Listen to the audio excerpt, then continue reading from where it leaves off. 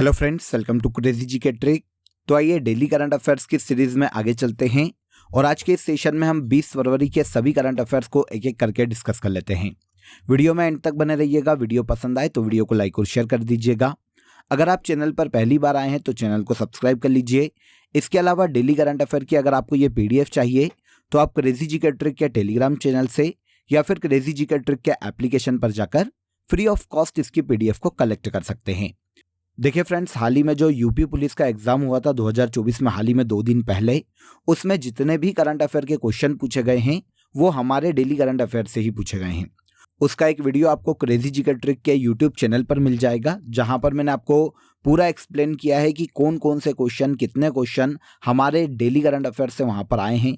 इसीलिए मैं आपको बार बार बोलता हूं कि डेली करंट अफेयर को आप रोज़ फॉलो कीजिए, क्योंकि किसी भी स्टेट की एग्जाम में, सेंट्रल की किसी भी एग्जाम में डेली करंट अफेयर के इन्हीं क्वेश्चंस में से आपको करंट अफेयर देखने को मिलेगा।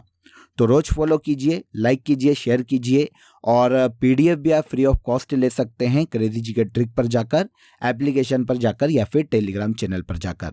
तो वहां जाकर कलेक्ट कीजिए, रोज पढ़िए। Best of luck. शुरू करते हैं आज का करंट अफेयर। सबसे पहला, प्रधानमंत्री नरेंद्र मोदी ने उत्तर प्रदेश के किस जिले में श्री कल्की धाम मंदिर का शिलान्यास किया? तो यह जिला है उत्तर प्रदेश का संभल जिला। यहां पर देखिए इंपॉर्टेंट ये भी था कि भारत के PM ने किस राज्य में श्री कल्की धाम मंदिर का शिलान्यास किया? तो उत्तर प्रदेश के संभल जिले में कल्की धाम मंदिर का शिलान्यास हाल ही में 19 फरवरी को भारत के PM नरेंद्र मोदी के द्वारा किया गया। ये जो मंदिर है उत्तर प्रदेश के संभल जिले में 5 एकड़ भूमि पर फैला होगा और 2018-19 तक इसके बनकर तैयार होने की संभावना है। इस कल्की धाम मंदिर में भगवान विष्णु के जो 10 अवतार हैं उनके अलग अलग मंदिरों का निर्माण किया जाएगा। 10वां अवतार भगवान विष्णु का कलयुग में होने वाला है, जिसे कल्की अवतार कहा जाता है शास्त्रों के अनुसार। तो इसीलिए कल्की धाम मंदिर इस मंदिर का नाम रखा गया। मंदिर के शिखर की ऊंचाई 108 फीट होगी। निर्माण उत्तर प्रदेश के संभल जिले में किया जा रहा है, जिसका शिलान्यास भारत के PM के द्वारा हाल ही में किया गया। तो आपको याद रखना चाहिए, इंपॉर्टेंट क्वेश्चन था। आगे बढ़ने से पहले आप सभी को एक बहुत ही इंपॉर्टेंट अपडेट देता हूं फ्रेंड्स। आप सभी के लिए क्रेजी जी के ट्रिक के रूट एप्लीकेशन पर हमारे GS फाउंडेशन का आरंभ 2.0 बैच शुरू होने वाला है। स्पेशली ऐसे जितने भी स्टूडेंट हैं जो कि सिविल सर्विसेज की तैयारी कर रहे हैं, उनके लिए ये बैच बहुत ही बेनिफिट करने वाला है, क्योंकि स्पेशली जो फोकस इस बैच में हमारा होने वाला है वो आंसर राइटिंग पर रहेगा। आप सभी जानते हैं सेंट्रल में UPSC या स्टेट में जो PCS की एग्जाम है, वहाँ पर आंसर राइटिंग बहुत ही इंपॉर्टेंट हो जाती है। तो पूरे बैच को आंसर राइटिंग के पॉइंट ऑफ व्यू से ही डिज़ाइन किया गया है। कुछ एडिशनल सब्जेक्ट भी एड ऑन किए गए हैं यहाँ पर, जैसे foreign affairs, Indian society, disaster management. ये आपके लिए एडिशनल सब्जेक्ट है जो कि आपको पहले आरंभ बैच में नहीं मिले थे और इस आरंभ 2.0 में आपके लिए यहाँ पर ऐड किए गए हैं। आप पूरा बैच भी ज्वाइन कर सकते हैं। इसके अलावा अगर आप इंडिविजुअली किसी सब्जेक्ट को पढ़ना चाहते हैं तो आप उसमें भी इजीली एनरोल कर सकते हैं रूट एप्लीकेशन पर जाकर। वहां पर इंडियन पॉलिटी मैं आपको पढ़ाने वाला हूं। अगर आप इंडियन पॉलिटी को डेप्थ में पढ़ना चाहते हैं तो आप मेरा ये बैच ज्वाइन कर सकते हैं। इजीली आप प्ले स्टोर से रूट एप्लीकेशन को डाउनलोड कर लीजिए। वहां पर इंडियन पॉलिटी का लाइव बैच आप सभी के लिए अवेलेबल है, जहां पर पूरे बैच में आपको लाइव क्लासेस मिलने वाली है और लाइव क्लासेस बाद में आपको रिकॉर्डेड फॉर्म में भी अवेलेबल होगी। क्लास नोट्स भी दूंगा मैं आपको, साथ ही साथ टेस्ट सीरीज जितने भी टॉपिक हम पढ़ेंगे उसके टेस्ट भी आपको वहीं पर एप्लीकेशन में अवेलेबल हो जाएंगे, जिनको आप इजीली लगाकर अपना परफॉर्मेंस चेक कर सकते हैं। आई होप अपडेट अच्छा लगा होगा। बिना देर किए रूट एप्लीकेशन को डाउनलोड कर लीजिए प्ले स्टोर से और आप किसी भी सब्जेक्ट में एनरोल कर सकते हैं। सेकेंड क्वेश्चन देखिए, निम्नलिखित में से किसे 58वें ज्ञानपीठ अवार्ड से सम्मानित किया गया? देखिए फ्रेंड्स, 58वां ज्ञानपीठ अवार्ड हाल ही में घोषित किया गया है, जो कि 2 व्यक्तियों को दिया गया। एक है गुलजार, जो कि बहुत ही फेमस गजल गायक या फिर शायर हैं, और इसके अलावा रामभद्राचार्य जी, जो कि हिंदू धर्म के एक बहुत ही फेमस संत हैं। इन दोनों को ही 58वें ज्ञानपीठ अवार्ड से हाल ही में सम्मानित किया गया। तो यहाँ पर देखिए गुलजार का नाम है, तो आंसर C करेक्ट हो जाएगा। पूरी डिटेल जान लेते हैं। 2023 में हाल ही में 58वें ज्ञानपीठ अवार्ड की घोषणा की गई, जिसमें देखिए उर्दू कवि गुलजार को और संस्कृत भाषा के जगत गुरु रामभद्राचार्य जी को 58वें ज्ञानपीठ अवार्ड से सम्मानित किया गया। दोनों के बारे में जान लेते हैं इंडिविजुअल। तो पहले हैं रामभद्राचार्य जी। तो ये हिंदू आध्यात्मिक नेता है, संत हैं और एक शिक्षक हैं। तुलसी पीठ जो कि चित्रकूट में स्थित है, इसके संस्थापक भी हैं और संस्कृत में इन्होंने 100 से अधिक किताबें लिखी है। हाल ही में संस्कृत भाषा के लिए 58वें ज्ञानपीठ पुरस्कार से जगत गुरु रामभद्राचार्य जी को सम्मानित किया गया। इनके अलावा आते हैं गुलजार जो कि उर्दू कवि और लेखक हैं। इन्हें भी संयुक्त रूप से 58वें ज्ञानपीठ पुरस्कार से हाल ही में सम्मानित किया गया। साहित्य के क्षेत्र में या कविता के क्षेत्र में इनके योगदान के कारण इन्हें 2002 में उर्दू के लिए साहित्य अकादमी पुरस्कार दिया जा चुका है और भारत सरकार के द्वारा 2004 में पद्म भूषण और 2013 में इन्हें दादा साहब फाल्के अवार्ड से सम्मानित किया गया था। तो गुलजार और रामभद्राचार्य जी को 58वें ज्ञानपीठ पुरस्कार से सम्मानित किया गया। यहाँ पर हम ज्ञानपीठ अवार्ड की बात कर लेते हैं शॉर्ट में कि ये अवार्ड क्या है। तो एक संस्था है ज्ञानपीठ न्यास, इसके द्वारा भारतीय साहित्य के लिए दिया जाने वाला ये सर्वोच्च साहित्य सम्मान है। 22 भाषाओं में दिया जाता है। इंडियन कॉन्स्टिट्यूशन में 8th शेड्यूल में जो 22 लैंग्वेजेस हैं उनमें से किसी भी लैंग्वेज के लिए ज्ञानपीठ अवार्ड दिया जा सकता है। शुरुआत की गई थी 1965 में और पहली बार जी शंकर कुरुप को, जो कि मलयालम भाषा के कवि और लेखक थे, इन्हें सबसे पहली बार ज्ञानपीठ अवार्ड दिया गया। हिंदी भाषा के लिए सबसे पहली बार 1968 में सुमित्रा नंदन पंत को ज्ञानपीठ अवार्ड दिया गया। उर्दू भाषा के लिए 1969 में फिराक गोरखपुरी को ज्ञानपीठ अवार्ड दिया गया। संस्कृत भाषा के लिए 2006 में सत्यव्रत शास्त्री को ज्ञानपीठ अवार्ड से सम्मानित किया गया और लास्ट ईयर 57वें ज्ञानपीठ अवार्ड दामोदर मोजो को दिया गया जो कि कोंकणी भाषा के लेखक थे। यहाँ पर यह भी याद रखिएगा कि ज्ञानपीठ अवार्ड के तहत 11 लाख रुपए की पुरस्कार राशि दी जाती है। शुरुआत 1965 में की गई थी और अब 58वां ज्ञानपीठ पुरस्कार गुलजार और रामभद्राचार्य जी को दिया गया।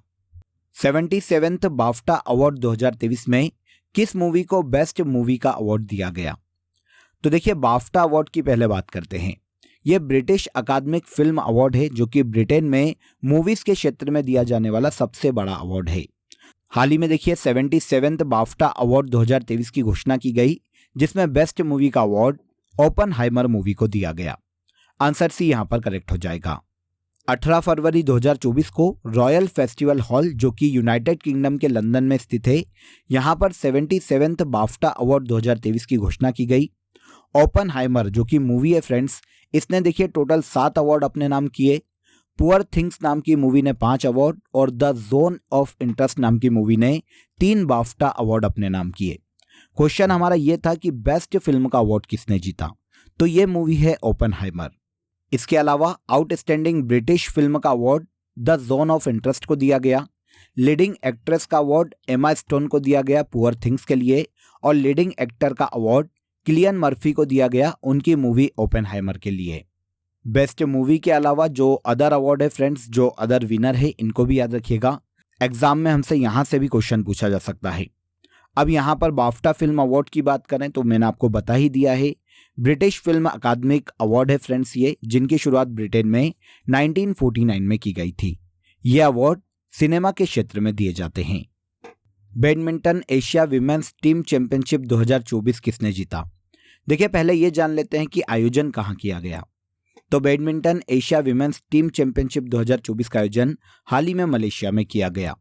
इस साल 2024 में यह इसका 5th एडिशन है फ्रेंड्स, जहां पर फाइनल में भारत ने थाईलैंड को 3-2 से हराकर badminton Asia women's team championship 2024 का खिताब जीता है। विनर हो जाती है इंडिया की बैडमिंटन टीम और रनर अप हो जाती है थाईलैंड की बैडमिंटन टीम। तो यहाँ पर आपको 2 क्वेश्चन के आंसर मिल जाते हैं। यहाँ पर ये याद रखिएगा कि ये पहली बार है जब भारत ने इस टूर्नामेंट का खिताब अपने नाम किया है। ये तो बात हो गई विमेंस टीम चैंपियनशिप की। इसके अलावा देखिए badminton Asian men's team championship की बात करें जो 2024 में कुछ समय पहले ही आयोजित की गई थी, तो इसका खिताब चीन की टीम ने अपने नाम किया था। चीन की बैडमिंटन टीम ने अपने नाम किया था। तो एशियन विमेंस टीम चैंपियनशिप के बारे में भी पता चल गया, वहां पर विनर इंडिया है। और एशियन मेंस टीम चैंपियनशिप की बात करें तो इसमें विनर हो जाती है चीन की टीम। अब यहाँ पर देखिए बैडमिंटन एशिया टीम चैंपियनशिप की बात करें तो एशिया के देशों के मध्य में आयोजित की जाने वाली ये बैडमिंटन की चैंपियनशिप है, टीम इवेंट है। हर साल इसका आयोजन किया जाता है। इस साल 5th badminton Asia women's team championship 2024 का खिताब भारत ने फाइनल में थाईलैंड की टीम को हराकर जीता है। नेक्स्ट क्वेश्चन पर आइए। 2024 में खजुराहो नृत्य महोत्सव का कौन सा संस्करण आयोजित किया जाएगा? वेरी वेरी इंपॉर्टेंट, क्वेश्चन को नोट कर लीजिएगा। पहले ये नोट कर लीजिए कि खजुराहो नृत्य महोत्सव का आयोजन कहाँ किया जाता है। तो इसका आयोजन किया जाता है मध्य प्रदेश के खजुराहो में, जो कि मध्य प्रदेश के छतरपुर जिले में स्थित है। इस साल देखिए 2024 में 50वां खजुराहो नृत्य समारोह आयोजित किया जा रहा है। आंसर हो जाएगा आंसर सी। इसका आयोजन हर साल फरवरी माह में किया जाता है और 7 दिन तक, मतलब 1 वीक तक खजुराहो नृत्य समारोह आयोजित होता है। इस साल 50वां खजुराहो नृत्य महोत्सव 20 फरवरी से लेकर 26 फरवरी तक आयोजित किया जाएगा। समारोह के दौरान उत्तर भारत का एक शास्त्रीय नृत्य कथक कुंभ के नाम से आयोजित किया जाएगा, जिसमें 150 से भी अधिक प्रतियोगी भाग लेने वाले हैं। मध्य प्रदेश के छतरपुर में खजुराहो स्थित है। काफ़ी फेमस एक पर्यटन स्थल है फ्रेंड्स। यहीं पर खजुराहो नृत्य समारोह की शुरुआत 1975 में की गई थी। मध्य प्रदेश का उस्ताद अलाउद्दीन खां संगीत एवं कला अकादमी के द्वारा हर साल इस नृत्य समारोह का आयोजन किया जाता है। 2024 में इसके 50वें संस्करण का आयोजन किया जाएगा। इसके बाद 20 फरवरी को किस राज्य का स्थापना दिवस मनाया जाता है? तो हर साल 20 फरवरी को मिजोरम राज्य के स्थापना दिवस के रूप में सेलिब्रेट किया जाता है। आंसर हो जाएगा आंसर बी। 20 फरवरी को ही 1987 में 53वें संविधान संशोधन 1986 के माध्यम से मिजोरम को भारत का 23वां राज्य घोषित किया गया था। मिजोरम, जो कि पूर्वी भारतीय राज्य फ्रेंड्स, ये 1972 में यूनियन टेरिटरी के रूप में शुरू हुआ था। यूनियन टेरिटरी के रूप में इसका अस्तित्व देखने को मिलता है सबसे पहली बार, और 1986 में आगे चलकर इसे पूर्ण राज्य का दर्जा दिया गया। तो 20 फरवरी 1987 को ही 53 अमेंडमेंट एक्ट 1986 को लागू किया गया था। तो इसीलिए 20 फरवरी को हर साल मिजोरम राज्य के स्थापना दिवस के रूप में सेलिब्रेट किया जाता है। मिजोरम राज्य की कैजुअल से इंफॉर्मेशन देख लेते हैं, जो कि एग्जाम के पॉइंट ऑफ व्यू से इंपॉर्टेंट है। तो देखिए, मिजोरम राज्य म्यांमार और बांग्लादेश से अपनी सीमा साझा करता है, यह अंतर्राष्ट्रीय सीमा। और ऐसे भारतीय राज्य जो कि मिजोरम से अपनी सीमा साझा करते हैं, तो इसमें त्रिपुरा, असम और मणिपुर, ये 3 भारतीय राज्य हैं जो कि मिजोरम से अपनी सीमा बनाते हैं। मिजोरम में चापचरकूट एंथुरियम महोत्सव और ल्यूवा खुतला महोत्सव, ये काफ़ी फेमस महोत्सव है, काफ़ी फेमस फेस्टिवल है, जो कि मिजोरम राज्य में सेलिब्रेट किए जाते हैं। मिजोरम की कैपिटल आइजोल है। हरिबाबू कंबमपति इस राज्य के गवर्नर के पद पर हैं और लालदूहोमा इस राज्य के सीएम के पद पर हैं। 20 फरवरी को हर साल मिजोरम राज्य के स्थापना दिवस के रूप में मनाया जाता है। देखिए फ्रेंड्स, आप सभी के लिए हमारे करंट अफेयर की ईयरली ई बुक शंखनाद आपके लिए अवेलेबल है। पूरे फरवरी तक अपडेटेड ये बुक आपको मिलने वाली है, जहां पर बजट 2024 भी इंक्लूड है। अयोध्या के राम मंदिर की प्राण प्रतिष्ठा से संबंधित जो क्वेश्चन है वो भी यहाँ पर इंक्लूड किए गए हैं। तो आप अगर हार्ड कॉपी ऑर्डर करना चाहते हैं तो आपको डिस्क्रिप्शन में लिंक दी गई है, वहां पर जाकर आप बुक को ऑर्डर कर लीजिए, डायरेक्ट बुक आपके घर आ जाएगी। और अगर आप ई बुक ज्वाइन करना चाहते हैं तो आपको रूट एप्लीकेशन पर और इसके अलावा क्रेजी जीके ट्रिक एप्लीकेशन पर ईयरली करंट अफेयर शंखनाद की ई बुक भी अवेलेबल है। आप इजीली दोनों सोर्सेज से जाकर बुक भी ऑर्डर कर सकते हैं और ई बुक भी ऑर्डर कर सकते हैं। नेक्स्ट क्वेश्चन, हाल ही में आचार्य विद्यासागर महाराज का निधन हो गया, इनका संबंध किस धर्म से था? तो देखिए, काफी फेमस है फ्रेंड्स ये। आचार्य विद्यासागर महाराज की बात करें तो ये जैन धर्म के एक बहुत ही फेमस संत थे। हाल ही में इन्होंने समाधि ले ली और समाधि के कारण इनका निधन हो गया। तो जैन संत थे, लेकिन यहाँ पर यह भी इंपॉर्टेंट है कि ये दिगंबर जैन धर्म के संत हैं। आचार्य श्री विद्यासागर महाराज का हाल ही में 77 वर्ष की आयु में निधन हो गया। इन्होंने हाल ही में छत्तीसगढ़ के डोंगरगढ़ स्थित चंद्रगिरी तीर्थ में अपनी समाधि ली है। इनका जन्म कर्नाटक के बेलगांव में 10 अक्टूबर 1946 में हुआ था। इन्होंने अपने जीवन काल में 50 से भी अधिक बुकें लिखी हैं, जिनमें मुक्ति का मार्ग, जीवन दर्शन और आत्मज्ञान शामिल है। तो दिगंबर जैन धर्म के महान संत आचार्य श्री विद्यासागर महाराज का हाल ही में 77 वर्ष की आयु में निधन हो गया। ओके, इसके बाद आगे चलिए। हाल ही में किस राज्य ने स्वयं योजना की शुरुआत की? तो स्वयं योजना को हाल ही में ओडिशा गवर्नमेंट ने लॉन्च किया है। आंसर सी यहां पर करेक्ट हो जाएगा। ओडिशा सरकार द्वारा राज्य के युवाओं को सशक्त बनाने के उद्देश्य से हाल ही में स्वयं योजना की घोषणा की गई। इस योजना के अंतर्गत देखिए, राज्य के जो 18 से 35 वर्ष के आयु के जितने भी युवा हैं, उन्हें 1 लाख रुपए तक का ब्याज मुक्त ऋण प्रदान किया जाएगा। मतलब 1 लाख रुपए तक किसी भी स्टार्टअप को खोलने के लिए, कोई भी बिजनेस करने के लिए बिना ब्याज के इन सभी युवाओं को ओडिशा राज्य में लोन दिया जाने वाला है। इसी को स्वयं योजना के नाम से हाल ही में ओडिशा गवर्नमेंट ने अपने यहाँ पर लॉन्च किया। तो अगर क्वेश्चन ऐसा आ जाए कि स्वयं योजना किस राज्य की योजना है, तो ओडिशा गवर्नमेंट की योजना है। अब स्वयं योजना के अलावा ओडिशा की अदर स्कीम्स की बात करें तो कालिया योजना, बीजू स्वास्थ्य कल्याण योजना, सर्वक्षाम योजना और महाप्रलय योजना, ये सभी ओडिशा गवर्नमेंट की अदर स्कीम्स हैं जो कि अलग अलग सेक्टर में चलाई जा रही है। Bengaluru open ATP challenger tour 2024 में मेंस डबल्स का खिताब किसने जीता? तो देखिए, पहले यहाँ पर यह समझ लेते हैं कि बेंगलुरु ओपन टेनिस से संबंधित प्रतियोगिता है। हाल ही में कर्नाटक के बेंगलुरु में Bengaluru open ATP challenger tour 2024 का आयोजन किया गया था, जिसमें मेंस डबल्स का खिताब भारत के रामकुमार रामनाथन और साकेत माइनेनी ने अपने नाम किया। तो आंसर ए यहाँ पर सही हो जाएगा फ्रेंड्स। रामकुमार रामनाथन और साकेत माइनेनी जो कि भारतीय टेनिस खिलाड़ी है, इन्होंने Bengaluru open ATP challenger tour 2024 में मेंस डबल्स का खिताब जीता। अब इसी टूर्नामेंट्स में अगर हम मेंस सिंगल की बात करें तो ये खिताब स्टेफानो नेपोलिटानो ने अपने नाम किया। ये इटली के टेनिस खिलाड़ी है, याद रखिएगा। अब यहाँ पर बेंगलुरु ओपन टेनिस टूर्नामेंट की बात करें फ्रेंड्स, तो ये हार्ड कोर्ट पर खेला जाने वाला टेनिस टूर्नामेंट है जिसकी शुरुआत 2015 में की गई थी।